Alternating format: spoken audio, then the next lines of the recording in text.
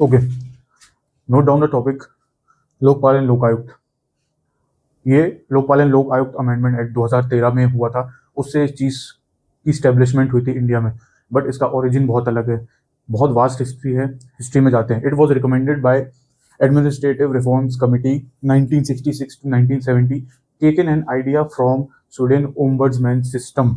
इस सिस्टम से ये आइडिया लिया गया था, there should be a body against corruption from ministers, from political leaders और फ्रॉम द गवर्नमेंट एम्प्लॉयज। इस चीज़ के लिए, इस चीज़ को लोकपाल एंड लोक आयुक्त को स्टेब्लिश करने की नीड फील हुई थी। हालांकि 1968 से 2013 तक इस चीज़ को इम्प्लीमेंट नहीं किया गया था, इस एक्ट को पास नहीं किया गया था। उनका कारण ये था कि या तो गवर्नमेंट डिसॉल्व हो जाती थी, या तो सरकार या तो पार्टी गिर जाती थी, या तो गवर्नमेंट उस चीज़ को विड्रॉ कर लेती थी। पर 2011 में एक ऐसा टर्निंग पॉइंट आया जब अन्ना हजारे ने दिल्ली के जंतर मंतर में हंगर स्ट्राइक करी for the need of the implementation of Lokpal and Lokayukta. And then in 2013 by the UPA government headed by Manmohan Singh इस एक्ट को पास किया गया।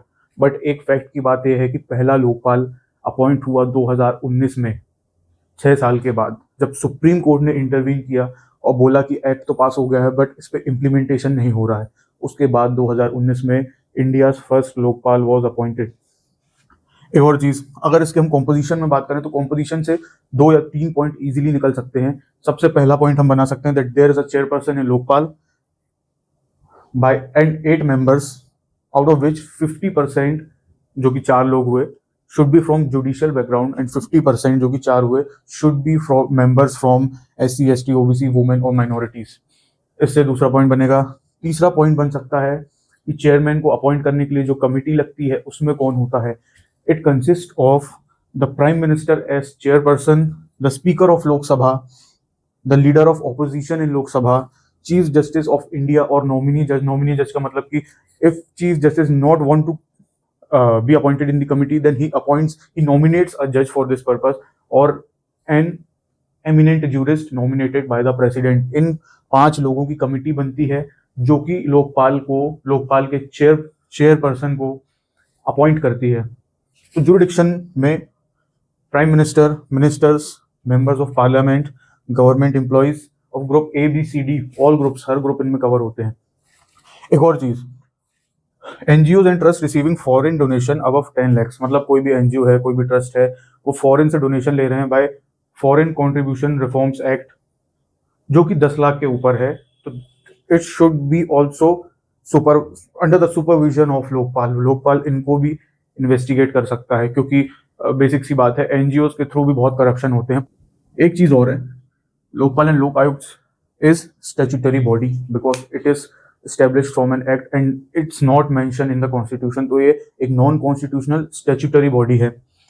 लोकपाल जो है वो सेंटर में आता है एंड लोक आयुक्त जो है वो स्टेट्स में आते हैं, मतलब लोकपाल पूरे कंट्री में सिर्फ एक रहेगा। We have covered the most point in the introduction part, but some points are left in the amendment act of 2013। कुछ पॉइंट्स बचे हैं जिनको हम समझते हैं। सबसे पहला हो गया टाइमलाइंस। प्रिलिमिनरी इंक्वायरी के लिए 3 मंथ्स का टाइम मिलता है लोकपाल को, और वो 3 मंथ्स और एक्सटेंड हो सकता है। दूसरी चीज, इन्वेस्टिगेशन के लिए 6 मंथ्स का टाइम मिलता है, जो कि और 6 मंथ्स के लिए एक्सटेंड हो सकता है, और ट्रायल के लिए 1 साल का समय मिलता है, जो कि 1 साल और एक्सटेंड हो सकता है। These are done in special courts. ये स्पेशल कोर्ट्स में किए जाते हैं, स्पेशल कोर्ट सेटअप होते हैं, इसके लिए अलग से असाइन होते हैं। इससे पूरा एक पॉइंट बनेगा, चाहे अगर 11 मार्क्स का क्वेश्चन है तो 2 पॉइंट भी तैयार हो सकते हैं। दूसरा point, minimum punishment against the prevention of corruption act is 3 years and maximum punishment is 7 to 10 years। इससे एक और पॉइंट बनेगा, ये इसमें कुछ समझाने जैसा नहीं है, बेसिक सी बात है।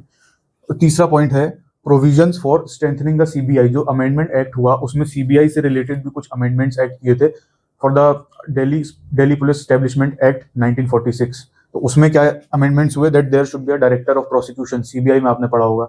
दूसरी चीज, एडुकेट फंड्स टू CBI, क्योंकि CBI अगर कोई केस सॉल्व कर रही है जो कि लोकपाल के द्वारा रेफर किया गया है CBI को, तो उसके लिए जो एडिक्वेट फंड्स हैं वो CBI को गवर्नमेंट ट्रांसफर करेगी on the recommendations of Lokpal.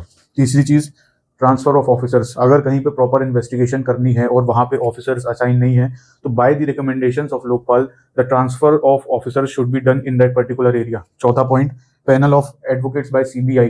CBI के जो ट्रायल्स हैं, सीबीआई का जो प्रोसिक्यूशन है इन स्पेशल कोर्ट्स, उनमें गवर्नमेंट एडवोकेट्स की जगह पैनल ऑफ एडवोकेट्स लिए जाएंगे by the recommendations of Lokpal to the government. ये जो पॉइंट है, ये अमेंडमेंट एक्ट में लेफ्ट थे, जो कि हमने कवर कर लिए।